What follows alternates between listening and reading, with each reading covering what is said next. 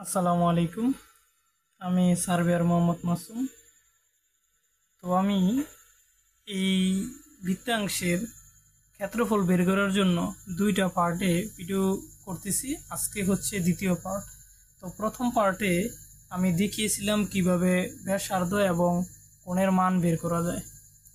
তো ব্যাসার্ধ এবং কোণের মান শুধুমাত্র আমি এই যে অর্থাৎ সি এবং হাইট এইচের মান ব্যবহার করেই বের করেছি।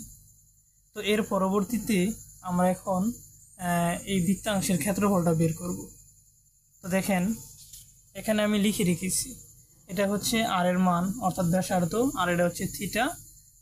এই তো যে এই বৃত্তকলার মাঝখানে যে কোণটা আছে ঠিক 66.7969 ডিগ্রি কোণে এখানে বৃত্তকলাটি তৈরি করেছি। তো দেখেন এখন যদি আমি এই যে এখানে যে মার্ক করা আছে অর্থাৎ সেগমেন্ট বা বৃত্তাংশ যেটাই বলেন, এর ক্ষেত্রফল যদি আপনি বের করতে চান তাহলে আমি যেভাবে দেখাচ্ছি বিষয়টা হচ্ছে আমাকে সম্পূর্ণ বৃত্তের ক্ষেত্রফলটা জানতে হবে। যেহেতু আমি আর এর মান জানি অর্থাৎ ব্যাসার্ধের মান জানি, তাহলে আমি সম্পূর্ণ বৃত্তের ক্ষেত্রফল বের করতেই পারি।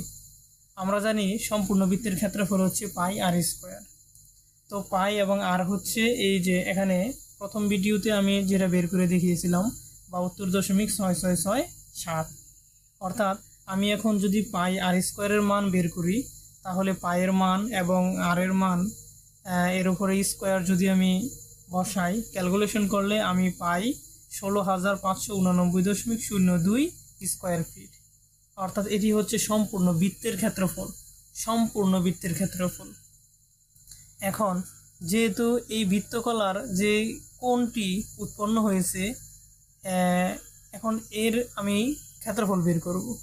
তো সম্পূর্ণ ক্ষেত্রফলকে এই বৃত্তের সম্পূর্ণ ক্ষেত্রফলকে যদি আমি 360 দিয়ে ভাগ করি তাহলে আমি 1 ডিগ্রির মান পাই, এবং 1 ডিগ্রিকে যদি আমি থিটা কোণ দিয়ে গুণ করি অর্থাৎ 66.7969 দিয়ে গুণ করি তাহলে আমরা 66.7969 দিয়ে তৈরিকৃত বৃত্তকলা অর্থাৎ এই যে সম্পূর্ণ অংশটির ক্ষেত্রফল আমরা পেয়ে যাই। তো দেখেন এখানে পাই আর স্কোয়ার অর্থাৎ এই যে মান এখানে সম্পূর্ণ বৃত্তের, আর এখানে হচ্ছে থিটার জায়গা আমি লিখলাম 66.7969। এখানে যেই কোণটি উৎপন্ন করছে এইটা হচ্ছে থিটার মান এবং নিচে হচ্ছে 360। এখন এই যে সম্পূর্ণ ক্ষেত্রফলকে 360 দিয়ে আমি ভাগ করলাম, ভাগ করার পরে 46.0806 পেলাম। এখন এই যে থিটা কোণ দিয়ে এখন আমি গুণ করলাম 66.7969, অর্থাৎ এইটা দিয়ে যদি আমরা গুণ করি তাহলে আমরা পাই 3078.042 স্কোয়ার ফিট। এটা হচ্ছে সম্পূর্ণ এই বৃত্তকলার ক্ষেত্রফল, অর্থাৎ এই যে এখান থেকে শুরু করে এর ক্ষেত্রফল। এখন এই সম্পূর্ণ ক্ষেত্রফল থেকে যদি আমরা এই ত্রিভুজের ক্ষেত্রফলটি বাদ দিই তাহলে আমরা এই বৃত্তাংশ বা সেগমেন্টের ক্ষেত্রফল পাবো। তো এখন এই যে আমি এখানে একটা চিহ্ন দিলাম ত্রিভুজের ক্ষেত্রফল, তাহলে আমরা জানি ত্রিভুজের ক্ষেত্রফল হচ্ছে half into AB sine theta. এখানে এ বি যেহেতু এখানে দুটি পার্টই ব্যাসার্ধ, তাহলে এ বি মানে হচ্ছে এ স্কোয়ার, মানে বি এর মতনই, এজন্য এ গুণ এ মানে এ স্কোয়ার। তো আমি হাফ এ স্কোয়ার সাইন থিটা লিখলাম। এখন যদি আমরা মান বসাই, এ বলতে বোঝায় ব্যাসার্ধ আর সাইন থিটা বলতে 66.7969কে বোঝাচ্ছি।